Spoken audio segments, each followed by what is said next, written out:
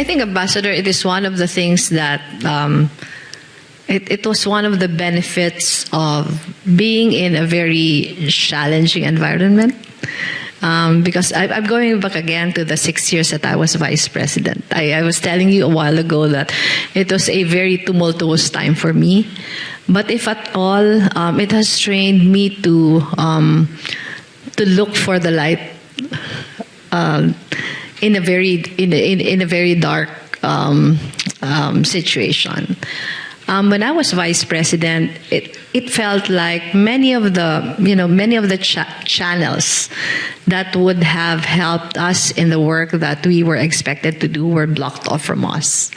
There was our budget. There were opportunities to interact with a lot of agencies. But what we learned was that you find your light. And you try to focus on what you can do and not what you can't. So whatever, I work with a very young staff. I think the average age in the office of the vice president when I was vice president was just 27. So it was a very young staff. I always joke that I'm the only old person in the office. But I always tell them that let's not focus on what's not there, because young people are very idealistic, and I always get invited and then disinvited to events, and they cry about it. But I always tell them, don't waste time trying to be emotional about it. Whatever opportunity is there, let's grab it. If it's only a small space that's available to us, let's make sure we maximize that space. And I think we all benefited from that. We have been recognized many times over in the work that we did. In 4 of the 6 years that I was vice president, we were getting the highest audit ratings.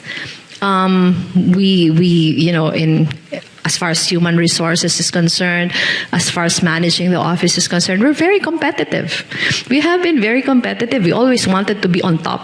And I think that was because, a lot of difficulties were being thrown our way. And I think that's where the sunny disposition comes from. That despite the darkness, there's always light at the end of the tunnel. But we can't just, we can't just wait for that light to come. We have to find that light.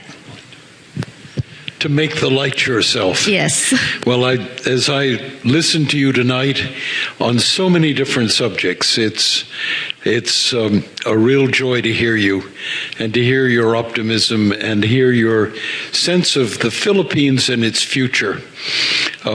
I've spent much of my life admiring the Philippines. It was an honor to serve there, but I believe deeply that the best days in our relationship lie ahead of us. This is an extraordinary relationship born in accidents of history, but has endured. And you carry the word tonight. You give us all hope, and thank you so much for being part of this discussion. Thank you, Ladies Ambassador. And gentlemen, thank you for having me. The Vice President, Madam.